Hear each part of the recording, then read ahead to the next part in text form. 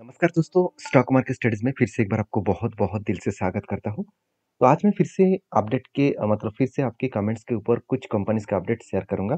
साथ ही साथ कुछ कंपनीज़ की मेरे तरफ से कुछ कंपनीज़ का अपडेट मैं आपके साथ शेयर करूँगा क्योंकि कुछ कंपनीज़ के ऊपर मैंने ट्रेड लिया हूँ और वो कहाँ पे ट्रेड है, किस बेसिस में ट्रेड में मतलब मुझे वो मैं आपके साथ शेयर करूँगा। तो फर्स्ट जो कंपनी है उसका नाम है लक्ष्मी ऑर्गेनिक इंडस्ट्रीज़ लिमिटेड। तो देखिए फाइनली लक्ष्मी ऑर्गेनिक के ऊपर एक अपडेट है, जिस अपडेट के कारण कंपनी के ऊपर एक पॉजिटिव थिंकिंग देखने को मिला। अभी देखिए केमिकल सेक्टर में जितने सारे कंपनीज़ हैं, वो सारे कंपनी का हालत ला एटलीस्ट 2 सालों से हालत बिगड़ते चले जा रहे हैं। लगातार एक करेक्शन का मोमेंटम में है। जितने सारे देखा जाए तो केमिकल कंपनीज़ है और बेसिकली लक्ष्मी ऑर्गेनिक जो काम कर रहे हैं, वो किसके ऊपर काम कर रहे हैं? पूरा के पूरा केमिकल सेक्टर के ऊपर है और वो भी पूरा के पूरा स्पेशलिटी केमिकल्स के ऊपर है। अगर कंपनी के बिज़नेस पॉइंट ऑफ व्यू से बात करूँ, तो कंपनी के जो बिज़नेस है, वो देखा जाए तो एसेंशियल जो प्रोडक्ट है उसके ऊपर 70% और जो स्पेशलिटीज प्रोडक्ट है उसके ऊपर 26% का कंपनी का बिजनेस है। और इसका जो प्रोडक्ट है वो कहाँ कहाँ पे यूज किया जा रहा है? फार्मास्यूटिकल्स के ऊपर 42% और साथ ही साथ पेंट एंड पैकेजिंग इंडस्ट्रीज में 31%। अभी अब बहुत सारे लोग मुझे कमेंट्स करेंगे, सर पेन इंडस्ट्रीज के ऊपर लगातार जो करेक्शन हो रहा है, लगातार जो गिरावट हो रहा है, क्या इसी वजह से? बिल्कुल। देखिए पेन इंडस्ट्रीज में डिमांड कम होगा, उसके चलते ही केमिकल प्रोडक्ट का भी डिमांड कम हो गया। देखिए रॉ मटेरियल्स जिससे सप्लाई होते हैं, अगर रॉ मटेरियल्स का सप्लाई ही कम मतलब डिमांड ही कम हो जाए, तो रॉ मटेरियल्स कहाँ से सप्लाई होंगे? तो इसलिए केमिकल कंपनी का हालत खराब होता चला जा रहा है। उसके बाद आप देखेंगे तो डाइस एंड पिगमेंट्स के ऊपर 14% और साथ ही साथ एग्रोकेमिकल्स के ऊपर 13% के आसपास कंपनी का बिजनेस चल रहा है। तो बेसिकली जो बिजनेस है वो डाइवर्सिफाइड करके रखा गया है। अभी बिजनेस जिस तरीके से ग्रोथ होगा उतना ही कंपनी का आगे बढ़ने का चांसेस है। तो अभी क्वेश्चन ये है कि क्या कंपनी का बेकार परफॉर्मेंस कर रहा है? बिल्कुल नहीं। कंपनी का परफॉर्मेंस बेकार नहीं है। अगर मैं कंपनी के क्वार्टर रिजल्ट के बारे में बात करूँ, तो कंपनी के देखिए सेल्स देखिए पिछले सालों की तुलना से इस बार सेल्स ज़्यादा देखने को मिला। एक्सपेंस भी कंपनी कंट्रोल में रखे, उस बेसिस में कंपनी का नेट प्रॉफिट 27 करोड़, इस बार भी 27 करोड़ हो चुके हैं। मतलब उतना ज़्यादा खराब नहीं है। हाँ, मान लेते हो कंपनी का सेल्स ग्रोथ, प्रॉफिट ग्रोथ ज़्यादा होना चाहिए था, मगर ज़्यादा नहीं हुआ क्योंकि पूरा के पूरा केमिकल सेक्टर में स्लो डाउन होने के कारण कंपनी के ऊपर भी प्रेशर बनता हुआ देखने को मिले। बाकी एज़ ए इन्वेस्टर देखिए इस कंपनी के ऊपर एफएसडीएस पब्लिक के हिसाब से बात करूँ, तो एफएस के पास होल्डिंग नहीं है, डीएस के पास पहले 1% होल्डिंग था, वो बढ़ाकर 3% 3.5% कर दिए और पब्लिक के पास भी 26% का होल्डिंग है और प्रोमोटर के पास भी 69% का होल्डिंग है। तो एक पॉजिटिवली यहाँ पे थिंकिंग देखने को मिला, इंस्टीट्यूशन अच्छा खासा देखने को मिला जिसके चलते एक बिग जर्नी यहाँ पे मिल सकता है। बाकी देखिए लक्ष्मी जो ऑर्गेनिक है, इस कंपनी के ऊपर एक अपडेट भी है जो मैं आपके साथ शेयर करूँगा। Indus Lakshmi Organic Industries Limited down as unit to undergo मतलब अम, अंडरगो एनुअल जो इंस्पेक्शन है, मतलब जो एनुअली जो इसका रिपोर्ट है, उस रिपोर्ट में थोड़ा-सा प्रेशराइज़ बनता हुआ देखने को मिलेगा शायद इसीलिए अभी से ही एक कंपनी के ऊपर मतलब प्रेशर देखने को मिला है। अभी एक चीज़ मैं आपको यहाँ पे दिखाना भूल गया, मैं आपको बता दूँ, कंपनी के ऊपर जो क्वार्टरली रिज़ल्ट आने वाले हैं, मतलब लास्ट जो क्वार्टर 4 का रिज़ल्ट आने वाला है, वो देखिए खराब होने वाला है क्योंकि पहले ही एक इंडिकेशन है, क्योंकि 100 करोड़ के आसपास प्रॉफिट दिखा रहा है, जो पिछले क्वार्टर की तुलना से, पिछले सालों की तुलना से कम है। इसका मतलब क्वार्टर 4 का रिजल्ट यहाँ पे खराब होने वाला है। इसी के बारे में यहाँ पे बातचीत किया जा रहा है और शायद मुझे लगता है कि यहाँ से और भी ज़्यादा करेक्शन होने का चांसेस है क्योंकि कंपनी ऊपर जाने का नाम ही नहीं ले रहा है क्योंकि लगातार एक प्रेशराइज़ बनता हुआ देखने को मिले, लगातार एक करेक्शन होना देखने को मिले और कहाँ तक आया है, जो इसका वीकनेस मतलब लोअर साइड लेवल है, उसी लोअर साइड लेवल तक कंपनी यहाँ पे आ चुके हैं। मतलब लोअर साइड लेवल तक कंपनी टच किया है। तो कहने का मतलब है कि कंपनी के ऊपर जो प्रेशराइज़ है, वो और भी ज़्यादा बढ़ता हुआ देखने को मिला और मुझे लग रहा है कि और भी ज़्यादा करेक्शन होने का चांसेस यहाँ पे दिखेगा। तो बाकी इस कंपनी के ऊपर जो पैटर्न्स बना था, शोल्डर कम हेड कम शोल्डर बने जा रहे थे, तो पैटर्न्स तो वो कैंसलेशन हो जाएगा क्योंकि जो इसका हेड है, उस हेड को ही टच कर दिया, मतलब इस पैटर्न्स को कैंसलेशन मैं ज़रूर करूँगा। क्योंकि हमेशा आपको याद रखना है, जब हेड बनेगा, तो हेड को टच नहीं करना चाहिए। अगर टच कर दिया, तो वो पैटर्न्स यूज़ नहीं करना चाहिए। तो आपकी क्या राय है इस कंपनी के ऊपर? ज़रूर कमेंट्स करके बताना। नेक्स्ट जो कंपनी उसका नाम है एवेन्यू सुपरमार्ट। इस कंपनी का नाम है डी-मार्ट, आप सभी जानते हैं। डी-मार्ट के ऊपर जो गुड अपडेट है, वो मैं आपको साथ सबसे पहले शेयर करूँगा। क्योंकि डी-मार्ट एटलीस्ट 2 सालों से, सॉरी 1 साल से कुछ खास परफॉर्मेंस नहीं किया था। तो फाइनली कंपनी 52 वीक का हाई को ब्रेक किया है। उसके पीछे कुछ रीज़न भी है, क्योंकि कंपनी इसीलिए भाग नहीं रहा था क्योंकि कंपनी के ऊपर कुछ अपडेट नहीं था। क्योंकि रिलायंस लगातार हर दिन में 2 नया-नया जो स्टोर्स है वो ओपन करते चले जा रहे थे और डीमार्ट अभी भी स्टोर्स ओपन नहीं कर रहा था, तो इसलिए डीमार्ट के ऊपर कुछ ग्रोथ नहीं था।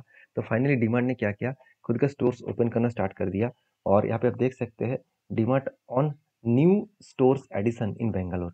तो बेंगलोर कर्नाटका में कंपनी क्या किया, फिर से नया स्टोर ओपन किया और नया स्टोर ओपन करने के कारण कंपनी के ऊपर एक अच्छा खासा मोमेंटम जर्नी देखने को मिल सकता है। तो डीमार्ट के ऊपर सबसे बड़ी बात यही है कि जो लोग सोच रहे थे कि डीमार्ट भाग नहीं रहा तो डीमार्ट बेकार कंपनी हो गया, उसके लिए मैं बता दूं डीमार्ट कोई बेकार कंपनी नहीं है। मान लेते हो कंपनी का वैल्यूएशन बहुत हाई है, फिर भी देखिए इस हाई वैल्यूएशन के ऊपर भी लोग खरीदारी करना चाहते हैं क्योंकि कंपनी के 100 के नीचे पी रेशियो आया ही नहीं। क्योंकि बहुत बार कोशिश किया 100 के नीचे आने के लिए, एक बार 98 तक आया था, उसके बाद फिर से वो 100 के ऊपर चला गया। तो वैल्यूएशन हाई होने के बाद भी लोग खरीदारी करना चाहते हैं क्योंकि इसका जो पी रेशियो है, अगर मैं डिस्कशन करूँ तो जो आपको लग रहा है कि 100 के ऊपर है, 127 है, पी रेशियो बहुत हाई है, मगर ऐसा बिल्कुल नहीं। पहले पी रेशियो कितना था, 300 के ऊपर। तो सोचिए कंपनी जिस तरीके से कोविड के टाइम में जो लेवल में इसका पी रेशियो था, वही लेवल में कंपनी का पी रेशियो आज चल रहा है। इसका मतलब कंपनी का लो पी रेशियो 105 के 130 के अंदर ही है। तो यहाँ से कंपनी अगर जर्नी करे तो हायर लेवल तक, टॉप लेवल तक जाने का कोशिश करेंगे। तो बेस्ट तरीके से यहाँ पे सिचुएशन बनता हुआ देखने को मिल सकता है। तो मुझे लग रहा है कि फिर से वो एक लंबा जर्नी कर सकता है क्योंकि कंपनी का क्वार्टर रिजल्ट भी बहुत स्ट्रांग हुआ है। 11,500 से 13,500 करोड़ तक देखने को मिला। उसके साथ साथ कंपनी का नेट प्रॉफिट 590 से 690 करोड़ तक देखने को मिला। तो अच्छा खासा कंपनी का प्रॉफिटेबिलिटी जर्नी होने के कारण कंपनी का ग्रोथ होने का चांसेस भी बढ़ चुके हैं, कंपनी का अच्छा खासा जर्नी होने का भी चांसेस बढ़ चुके हैं। बाकी अजय कंपनी के इन्वेस्टर, प्रोमोटर से लेकर पब्लिक तक इन्वेस्टर, सारे के सारे इन्वेस्टर, इंस्टीट्यूशन जो है एफएस और डीएस, वो भी इस कंपनी के ऊपर भरोसा करते हैं। इसीलिए अच्छा खासा इस कंपनी के ऊपर बाइंग भी करके रखे हैं। तो बाकी डीमार्ट के ऊपर जो टेक्निकली चार्ट पैटर्न बना वो मैं आपके साथ शेयर करूँ तो फाइनली लंबा जर्नी होने के बाद शोल्डर, उसके बाद फिर से एक बिग हेड बना, उसके बाद 2 बार शोल्डर बना और फाइनली ब्रेकआउट हुआ। देखिए मैं पिछले लक्ष्मी ऑर्गेनिक के ऊपर यही बता रहा था कि जो इसका जो हेड है, ये जो हेड का जो लोअर लेवल है, इस लोअर लेवल को शोल्डर को टच नहीं करना चाहिए। अगर शोल्डर टच कर देता तो मैं इस पैटर्न्स को नहीं यूज करता। तो फाइनली उसको ब्रेकआउट किया, ब्रेकआउट कंफर्मेशन भी हुआ और देखिए धमाका परफॉर्मेंस हो रहा है। जिस तरीके से ऊपर जा रहा है वो इजीली नहीं, थोड़ा सा टाइम लगा सकते हैं और 5100 तक मेरा जो टारगेट है उस टारगेट तक जाने का कोशिश करेंगे। बाकी इस डीमार्ट के ऊपर आपके क्या ओपिनियन है, जरूर मुझे कमेंट्स करके बताना। नेक्स्ट जो कंपनी है इसका नाम है एफिल इंडिया लिमिटेड।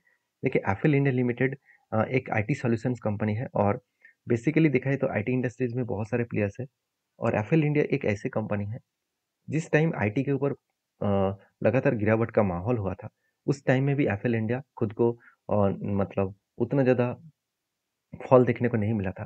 फाइनली अभी कंपनी के ऊपर करेक्शन हो रहा है, अभी कंपनी के ऊपर प्रॉफिट बुकिंग हो रहा है। जैसे कंपनी के टेक्निकली चार्ट पैटर्न्स के बारे में बात करूँ, आप देखेंगे तो एफएल इंडिया लगातार भागते चले जा रहे थे और यहाँ पे एक पैटर्न्स भी क्रिएट हुआ था। शोल्डर कम हेड कम शोल्डर बना था और फाइनली ब्रेकआउट हुआ, ब्रेकआउट कंफर्मेशन भी हुआ। उसके बाद देखिए कंपनी धीरे धीरे करके वो क्या कर रहा है, ऊपर जा रहा है और कहाँ तक ऊपर गया, वो 21% के आसपास यहाँ पे टारगेट को अचीव किया और फाइनली एक लंबा सा जर्नी यहाँ पे मुझे देखने को मिला है क्योंकि यहाँ पे एक बिग शोल्डर, उसके बाद एक बिग हेड, उसके बाद एक शोल्डर और भी कंप्लीट करे तो एक बड़ा मोमेंटम यहाँ पे देखने को मिल सकता है। मैं इस कंपनी के ऊपर बुलिश इसीलिए हूँ क्योंकि कंपनी का परफॉर्मेंस देखकर आप हमेशा मतलब हैरान हो जाएंगे क्योंकि क्वार्टर रिजल्ट के बारे में बात करूँ तो सेल्स 150 से 350 करोड़, साढ़े 375 करोड़, अभी करीबन 500 करोड़ के आसपास देखने को मिला। एक्सपेंस भी कंपनी कंट्रोल में रखे जिसके चलते कंपनी का नेट प्रॉफिट 31 से 60 बना, उसके बाद 69 बना, अभी 77 बना। तो हर साल में कंपनी खुद के प्रॉफिट को बढ़ाते चले गए। ये कंपनी के गुड एंड पॉजिटिव पॉइंट्स है जो ऑब्वियसली कंपनी को ग्रोथ करने के लिए काफ़ी है। तो बाकी एफएल इंडिया के ऊपर मैं बुलिश हूँ। आप किस तरीके से सोचते हैं जरूर कमेंट्स करना। नेक्स्ट जो कंपनी है उसके बारे में बात करूँ, उसका नाम है स्प्रेइंग लिमिटेड। तो स्प्रेइंग लिमिटेड एक 230 करोड़ का कंपनी है, एक छोटा सा कंपनी, इसका प्राइस 43 के आसपास है करंट प्राइस जब मैं वीडियो बना रहा हूँ। तो इसके ऊपर मैं बात इसीलिए कर रहा हूँ क्योंकि कंपनी के ऊपर एक गुड अपडेट है। वो अपडेट क्या है मैं आपको बता दूं, कंपनी मतलब स्प्लिट देने वाला है 12 तारीख को। मतलब पिछले दिनों में ही कंपनी क्या किया था, स्प्लिट दिया था। हर एक के बदले कंपनी आपको 5 शेयर दिया था। तो कितने सारे लोगों को स्प्लिट मिला जरूर मुझे कमेंट्स करना और वीडियो में जानकारी अगर अच्छा मिले तो प्लीज़ लाइक करना। और हाँ, मेरी तरफ से सारे कंपनीज़ के जो अपडेट है, वो एजुकेशन पर्पस में है। कोई भी बाय एंड सेल का रिकमेंडेशन नहीं है। अगर आपको काम करना है किसी कंपनीज़ के ऊपर, तो सोच समझ कर स्टडी करके काम करिए। ब्लाइंडली किसी कंपनीज़ के ऊपर इन्वेस्टमेंट मत करिएगा।